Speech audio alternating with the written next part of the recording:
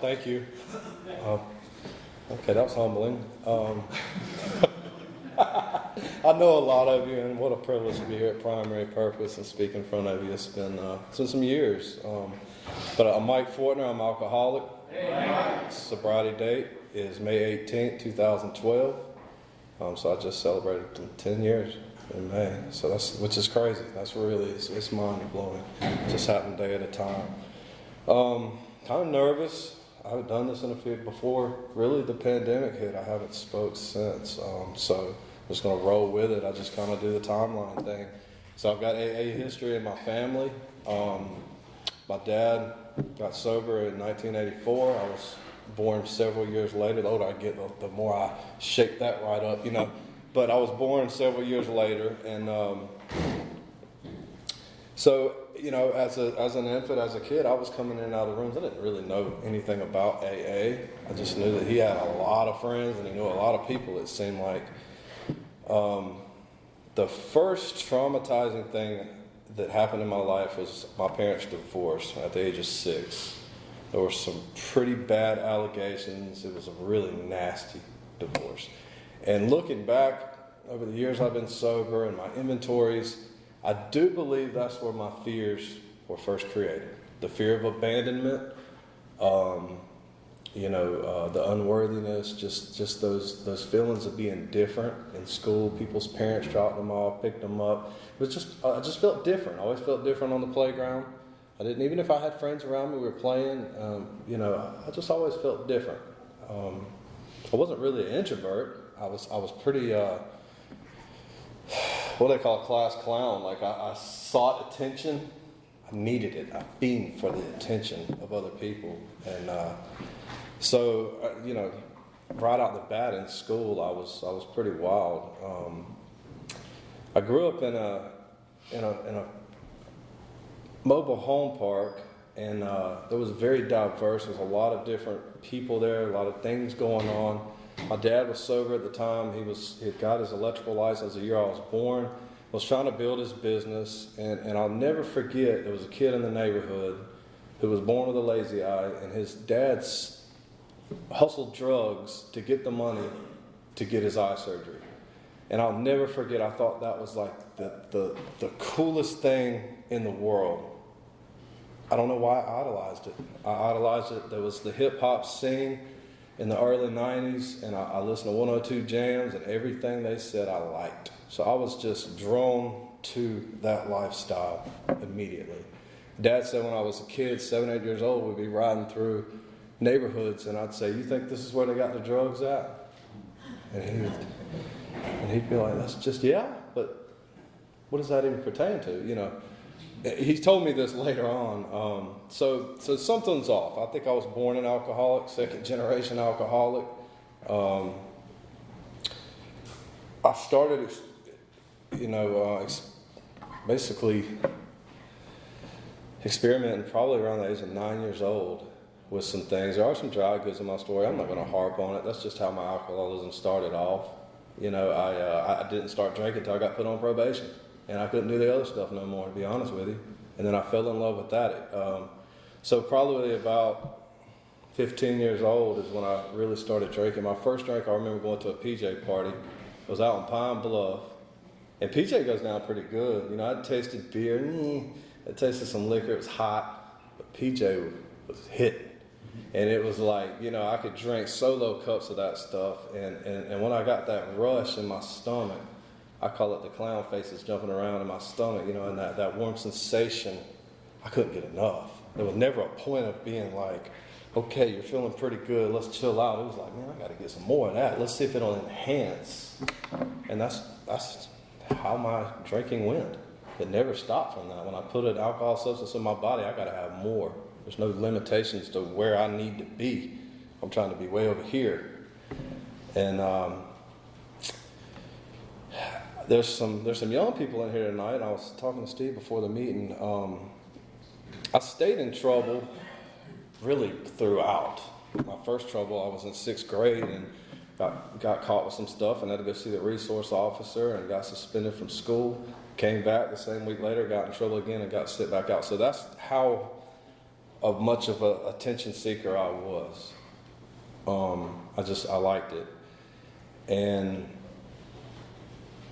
around the age of 16, I did okay. I made it through school somehow, and every chance I got, I would drink or do a little other stuff. I smoked a lot of that other funky stuff. And when it really hit off was when I was in high school. I was able to get my hands on it. Growing up, my dad married a woman in AA. She's about 3 years sober. She had a daughter that was 7 years my senior and a son that was 9 years my senior. So he was at the age at that time, I think he was 17 or 18. He went out on his own. He stayed with us for a few months. And the girl moved in with us. Well, she was high school age. And, she was attracted to bad boys. She was a pretty girl. And to get out of the house on the weeknights, school nights, she would say, we're going to Walmart. My dad would fork her a couple of 20s to get school supplies and makeup products and all that stuff. And we'd take that and end up in, what do they call it up there by Eagle Springs and the Clay Hole. But what I found from that experience was that when she would pick up her guy friends, they would show me attention. So here I am, a kid, and these teenage guys that I thought were really cool. They had the cool clothes, cool shoes, the swag. They would show me attention. Looking back, they liked my sister, and they were just kind of, But I didn't know that. And I thought that doing this stuff and being involved in this stuff that I was doing was who I wanted to be. It made me somebody. Because I was never the best athlete. I didn't ever think I was the best looking. I wasn't I didn't think I was the smartest kid. I just kind of cruised down the middle, and that's not where I wanted to be in life. I wanted to be over here. And so I obviously was attracted to people I thought were winners that in reality weren't. So anyway, this lady stayed with us a while. She ended up relapsing, and it was a nightmare. It took my dad about 5 years to get out of that situation. And we pretty much just did our own thing. There was no homework checked. He just smothered himself in his work and dealing with that issue. And so I went to high school, and my stepsister ended up moving out with a boyfriend. He ended up getting separated from this lady. It was just us again. So there was a little more structure, as much as I would allow. I was a wild one. And anyway, when I got to high school, it was wide open, as hard as I could get it. I ran into the law the first time at 15. So at nighttime, when Dad would go to sleep, I'd get out the window and take his keys. I could military crawl in his room, get his keys, wallet, whatever. And back then, they didn't have plastic and stuff. Everybody kept a little bit of cash on them. I mean, it's not like it is today. Everybody debit card. It's not that. I mean, you had to write a check. You might have a Visa card, and they have to do the thing.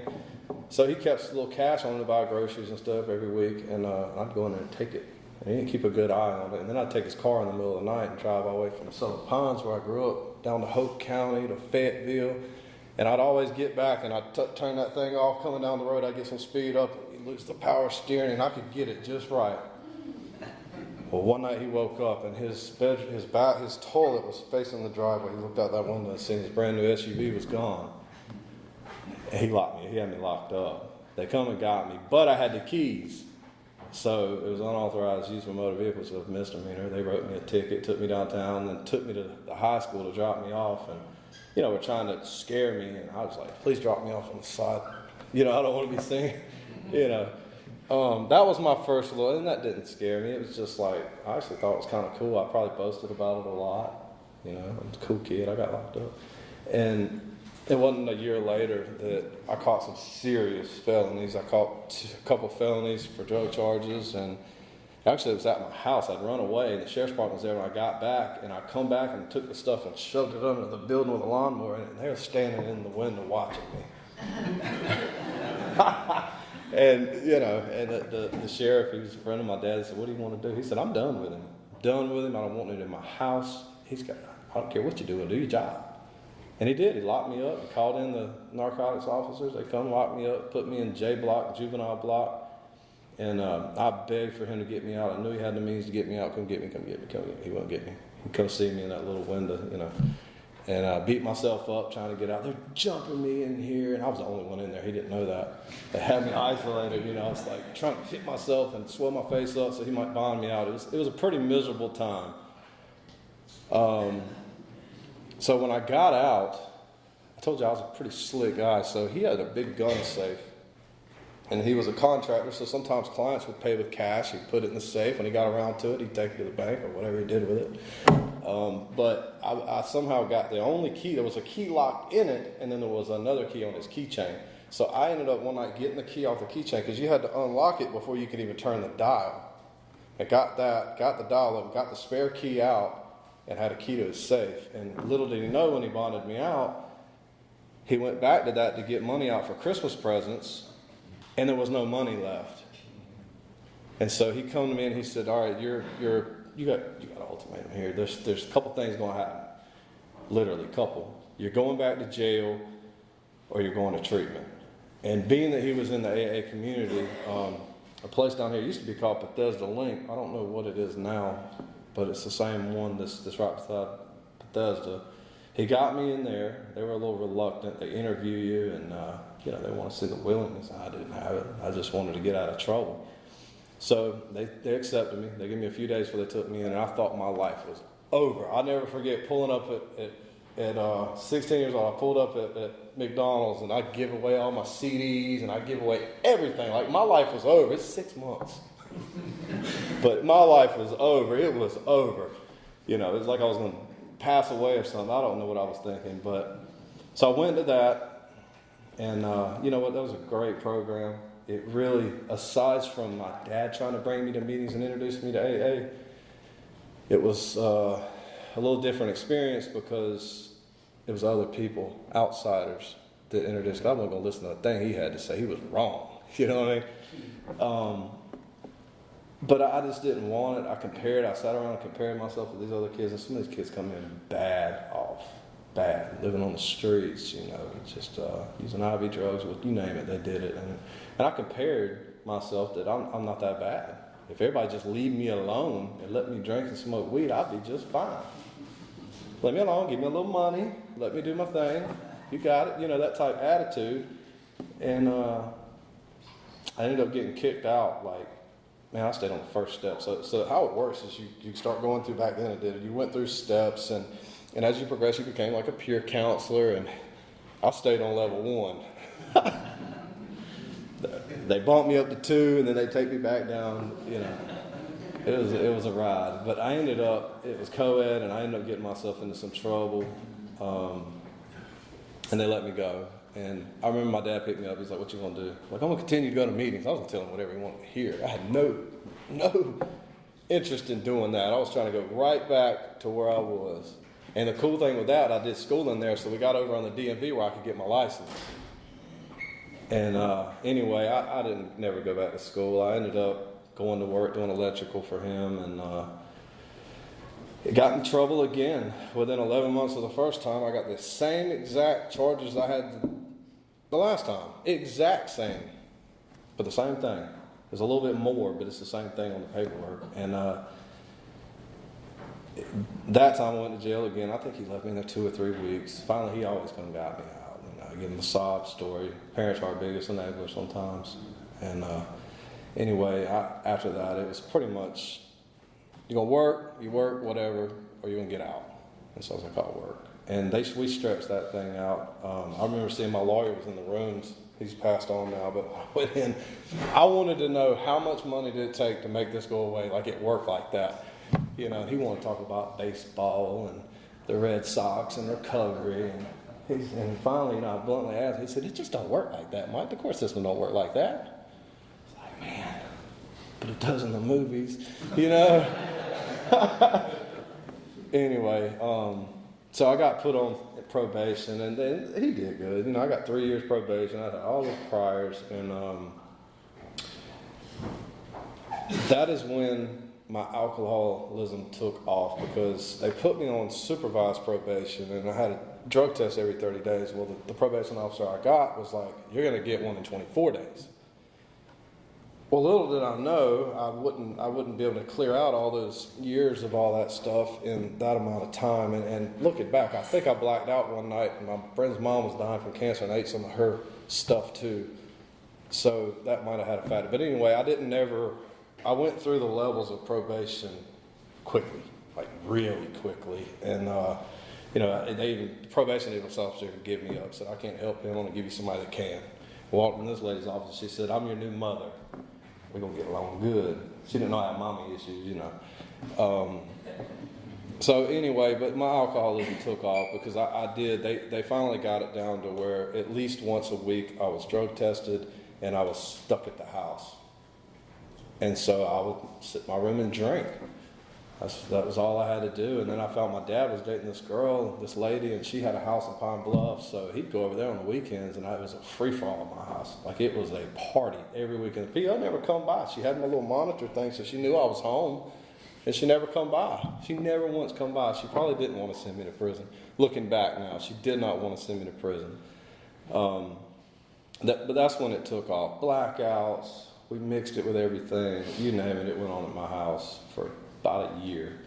And finally, he kicked me out one night. I had an ankle bracelet on. He's like, you got to go. You got to go. I love you, son. You got to go. I don't care where you go. You got to go. I got an ankle bracelet on. You can't. He said, you can get out my house. I don't care. You got to go. So I pulled my car up to the front door that night and slept in my car because it would go 20 feet from the house, and left the next morning. I had to call her and tell her, well, she actually let me off of house arrest and let me move in with a buddy who was in the rooms, and that was really cool. And that was a party house, and she put me on supervised probation. I went to Myrtle Beach that night. And, this is back in MySpace era, right? We didn't have all that other stuff. When we go down to Myrtle Beach and we're drinking, partying, and we take pictures. And they got those, back in the day, remember the pictures had the date and the times on the bottom of them? We put that on MySpace because we were staying in room 420, so we had to have that in there. And I walk in to see her, because now it's only every 30 days I got to see her. I walk back in and she's got a portfolio of pictures with dates. The only one that I couldn't deny was the one with me with a firearm in my hand because it didn't have a date. And it was for one, it was embarrassing. It was so embarrassing, getting caught like that, But she violated me. I'd already had a couple of violations and did my 10 days in jail and stayed in jail over Christmas one time. And anyway, so the alcoholic I am, I can always try to find a way out of something. I went down to the recruiter in Sanford to sign up for the military. And all was good. Went to Raleigh, took the test. Everything was good. And went in front of the judge, and she didn't say a word for me. And he's a veteran. And he just looked at me and he said, you want to join the military? And I said, yes, sir. And I thought, this is it. I'm getting out of all this, leaving this place behind. And he said, well, you go do your time and you can join the military when you get out. We're at war, and I think they'll take you. I was like, really? You know what I mean? Like, I had already planned all this stuff. This was not right. Little did I know it was preparing me to what was to come. They sent me to Polk Youth Institute, and I didn't have it 5 or 6 months. They gave me some time served and all that. But anyway, they sent me there. I processed it. It was a crazy place. It was 19 to 26-year-olds. And I don't know, I stayed there a month, a little over a month. And then they sent me to Wake Advance. I was the youngest guy on the prison yard. I was 19 years old. And, I went to some meetings. I wanted to work out. My main thing was outer appearance. I wanted to work out, and I was obsessing about getting a car with some rims when I got out. That was it. That was like, you're in jail. When you're in prison, what are you going to do with your life? No, I'm going to put some rims on this car. And I dreamed up on probation, they made me go get my GED. And while getting my GED, I seen how Sandhills looked like, the scenery, and decided I was going to be a college student. That didn't work out a semester. Found some new people to party with. So anyway, while in there, I dreamed all this stuff up. I was going to become a marine biologist. You know how we are, daydreaming. But I was attracted to some guys I say they're older my age now. They looked old, but they were big and strong, and they carried themselves well. And they kind of took me under their wing, called me young buck. Come on, I'll teach you how to work out. But I didn't know at the time what they were doing. They were bringing me to church services. They were bringing me to AA. They were trying to help me and be a good influence on me. These guys have been through it. but I seem to always find what I like, and that's a mind-altering substance or whatever it is.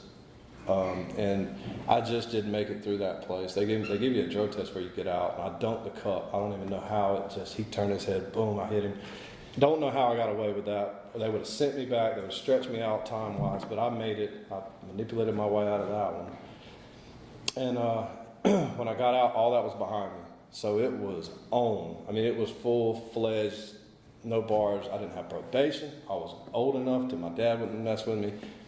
And had a fake ID, and I just hit the bar scene wide open, did everything I could. While in prison, right before I went to prison, he was building his dream home, and he tripped over a 5-gallon bucket of paint and went to the doctor. His knee was messed up, his foot was messed up, he had surgery prior on it, and they give him narcotics, they give him pain pills, and he took them they prescribed them before they did the knee surgery, probably 4 or 5 months. Well, he was an alcoholic, but he was also a hippie in the 70s. So if that clicks with you on that, it got him bad, and ended up, instead of getting off that stuff, he went to the clinic. Some of y'all know what that is, and was getting the liquid dope. And when I got out, I really didn't know the extent. I know he was kind of struggling with some of that stuff. He pretty much was on it. He messed up his sobriety after 22 years. Looking back, here's the sick thing, and I'm just going to be straight with you. Here's the sick thing. I was happy. That's how sick I was. Because he didn't let the people come over. He didn't let me party on weeknights. All this stuff. He kind of tried to keep that out of his life because he was in recovery. Like, if you've got a kid that's out there running the streets, like, you want to support him and be there. But at the same time, if you're in recovery, you're kind of like, look, there's boundaries. Well, the boundaries are gone. We're one and the same. So me being as young as I was, as well connected as I was, had been through the ringer and is smart. We just become a crazy team. Went through everything he had acquired in 22 years and about 3 years, and we ended up losing everything. We were living in a little condo, and police came to the door, kicked it in, and off we went. We had some pretty extensive charges. They charged me with a break and enter of a pharmacy, firearms, trafficking, you name it. It was just a list of stuff, and I was so bad off at the time. I had gotten to that point where almost every time I drank, we were talking about it earlier anyway, I went to Pure Gold back then one night with some buddies, and I started drinking at Outback, and then I went to the Jefferson Inn until they closed at 12, and I hadn't had enough yet, and ended up getting in basically like a blackout fight. I'm lucky I didn't have a gun with me because I probably would have shot the bouncers. Like, I was just in a rage, and for whatever reason, alcohol quit making me feel good all the time. I was so unpredictable when I drank. It was either Mikey's going to have a good time or get out of the way or babysitting. There was no middle of the road happy drunk anymore. I was angry, and maybe occasionally I had a good time, but it was always overdone, and I spent too much money, blah, blah, blah. So I basically supplemented. Alcohol terrified me. I didn't want to kill anybody. I didn't want anybody to kill me. So I started doing whatever else I could to make me feel good, and that led up to getting put in jail.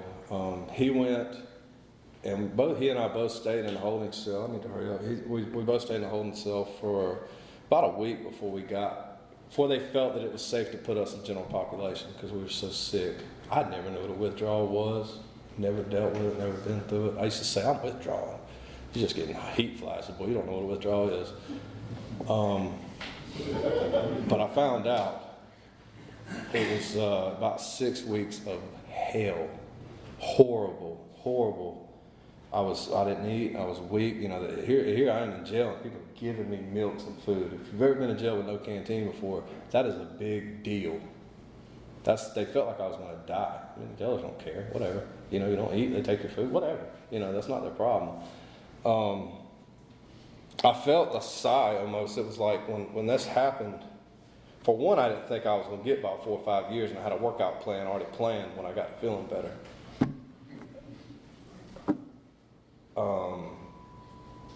They separated us, and finally they asked, and I was ready to get out of that drunk tank and get somewhere to lay down. And they separated us. Make a long story short, I was facing like 600, almost 700 months, mandatory trafficking charges, and he was facing the same because they could prove that the dwelling place was his, so he got trafficking by possession.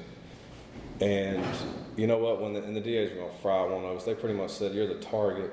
And ended up happening was he went to court before I did. My lawyers kept putting it off. We didn't really know what to do. We tried to get me into a long-term treatment center up in the mountains. They said no, because he's a threat to society. So I couldn't do that route. So I was pretty much done. I knew I was done. What happened was, when he went to court, a lot of members of AA came and supported him. He had a ton of character witness. There's people in this room right now that wrote letters and was there to support him. I think that's what preceded me getting a lesser sentence, because the DAs changed and they finally come to me and said, "Look, we'll give you what your dad got." They wanted me out. I've been in jail a year. They wanted me out of there, and I took that plea bargain. And they ended up sending him to a medium custody unit and then sent him to Harnett for help. He was 50, I don't know how old was it, now 59, something like that. And they sent me, because I just got out of prison a couple years ago, to Central Prison. And I didn't know really where. I thought I was going to go to Creighton. Really. They said, "CP, you want to CP, boy, get your bags." I said, "Oh, shit." Excuse my language. I was like, "Wait a minute, now you got this wrong. This is, I'm 22 years old. Like, I'm not 160 pounds. Like, I'm not trying to go up there." And, but you know what? That's when my faith started. To be honest with you, I started praying. I wouldn't ever told nobody back this, but I was praying, "God, keep me safe, keep me safe. Please don't make me do something or get hurt," or, all that stuff. And that's the first place I voluntarily went to an AA meeting without some kind of reward or some kind of "attaboy, you're going to do better" type deal. I went, and I wish I'd have had that 3rd edition big book I picked up, but I just wasn't ready at the time. So I went to a couple other maximum security prisons, and I found what I always find, something to alter my brain. And if you got a little money or somebody can move it, you can get whatever you want in there. It's the same price it is out here. Just got to have people to move the money. And my family is always enabled, so they would do it. So for about 30 months, I rocked and rolled. Had my own room, and just, I was pretty lucky to get into some electrical work. They got an inmate program, or they had an inmate program, where you actually build prisons and do the electrical work. It's called ICP. And I got on with that, and that kind of occupied me. But they promised to put you wherever you wanted to go if you did that program. And I found out that there was family down at Harnett, and that's where my dad was, so I was like, I want to go there. And after I did my time with that program, they held their word. They sent me there. And when I got down there, the first night I was there, I did what I always do. Stuck on the bunk. Didn't know nobody. I was scared to death to talk to anybody. And that stuff always made me paranoid. But every chance I got, I drank trash bag liquor. And I seen my dad, though, on the prison yard. He was reading the big book, and he was kind of jiving with some guys that were going to meetings and stuff. And I hadn't messed up my money, and these aren't Pinehurst guys that I'd mess my money up to. They're going to come for their money if you owe them money. There's a couple things that can happen. And I had messed it up. I didn't have the money to pay me. I got $40 a week. I couldn't get anybody to move any money orders for me. So I went to my dad on the yard. He had his $40 a week, and he only, he might spend $10. Some soups and ice cream and crackers, stuff like that. And I said, "Look, I need some help. You got to get me out of this." And I remember him saying, he said, "Here we go again. Why should I get you out of this?" I said, "This is serious. This is a real deal. I need some money." And he said, "I'll tell you what, I'll do it one last time, but I want you to make a commitment that you'll come to an AA meeting. We have one a week, that you'll come to one meeting a week." So I was like, okay, I was willing to do whatever. I'll do that. So I started going, and these guys that he was working with and reading with, man, they cleaned up on me. Little did I know, they were doing that. But they volunteered me to be the librarian. Check books out and stuff. You're supposed to go get them. I said, I'm not going to get them. Not beating on lock. They said, just check them out. We'll look at the roster and help you out with that if that needs to come down to that. I said, all right, I'll do that. I don't know what I heard one night, but I heard something. I couldn't tell you what it is. Something clicked. And I just knew that if I didn't do something different, it was going to be my life.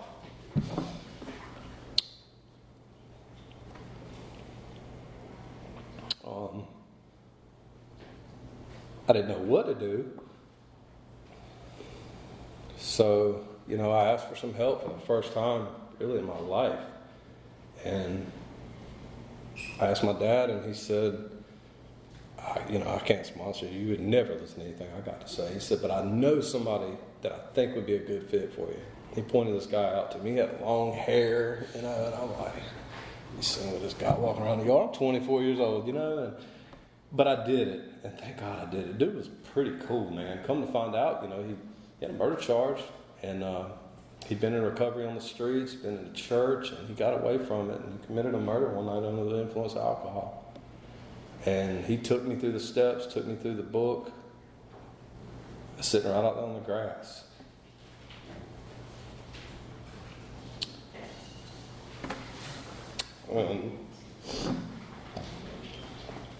I was there for about a year.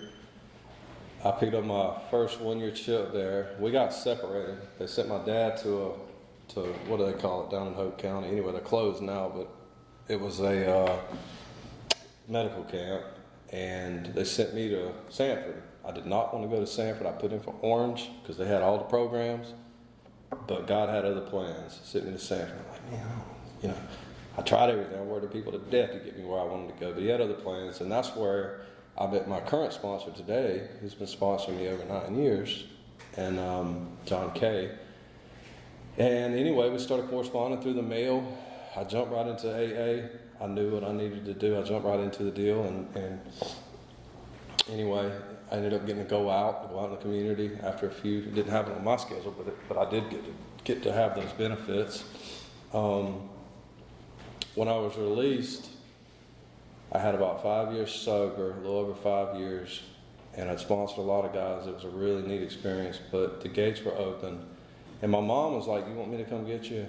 And I was terrified. I was like, no, I think I need some AA guys to come get me. But she said, okay, I'll meet you at the halfway house. The funny story is, I had a place in Fayetteville. Here's something quick too. I had a place in Fayetteville. And my plan was to tell all these sponsees who were getting out of prison, they need to go to halfway houses and do all this stuff. But I was going to get out and go to start a life in Fayetteville, North Carolina. And it hit me one day telling this guy what I thought was best for him, that what the hell makes me any different than him?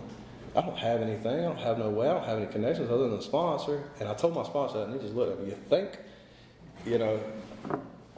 And that's the funny thing about recovery is a lot of things. I was talking to a sponsor today, and the answer came from the conversation, not from me. It just happened. Fast forward, we only got a few minutes. Fast forward, what happened when I got out. So I went to Bethesda. I stayed there 9 months. It's the best thing in the world for me, man. It was the best. It was awesome. There's always stuff that goes on, whether you're in prison, if you're in an institution, there's stuff. It is what it is. But what I benefited from that long stint in prison was to what we call stay in my lane. I just did me. I went to meetings. The first day out, I went to 3 meetings. I heard if you make one, you got a good chance. I made 3. I met some cool guys. I started running with other guys in the halfway house, and then I had to pull back from that. I will say this, though. I'm married now, and I married a lady in the AA.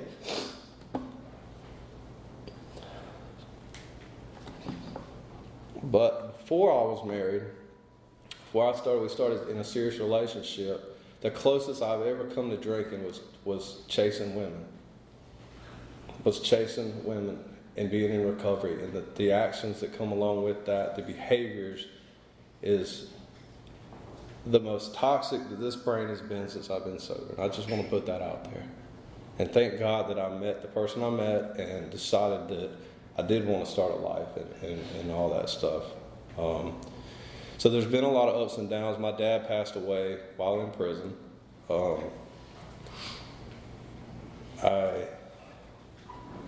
really didn't, my mom's there, but she's not there. She's got her own issues. So really, the rooms of AA helped raise me when I was released. My sponsor, people, there's all types of different peoples of all walks of life in here, and I've learned from every single one of them.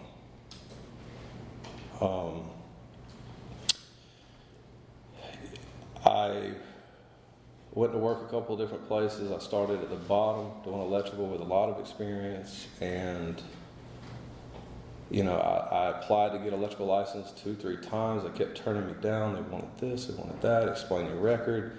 Finally, I threw my hands up, like, whatever, it's just not meant to be. I was working for a guy that was diagnosed with cancer, and I had pretty much come complacent. This is what it is. I'm going to work for this guy. When he no longer works, I'm going to go somewhere else and work for that. I mean, I'm just not meant to be a contractor. This is, I don't have a college education. I'm not going to be a professional, convicted felon. So I kind of, unfortunately, I always wanted more, but I thought that I was hindered, basically. And I went to work for this guy, and he pushed me to be better. He's not one of us. He could have been. He got sober very, very young through faith, and whether he was or what, I don't know. But I know he had a past with it, and he understood. And when he was diagnosed, he pushed me. He's like, you can do this. Like, just do it. If they turn you down, do it again.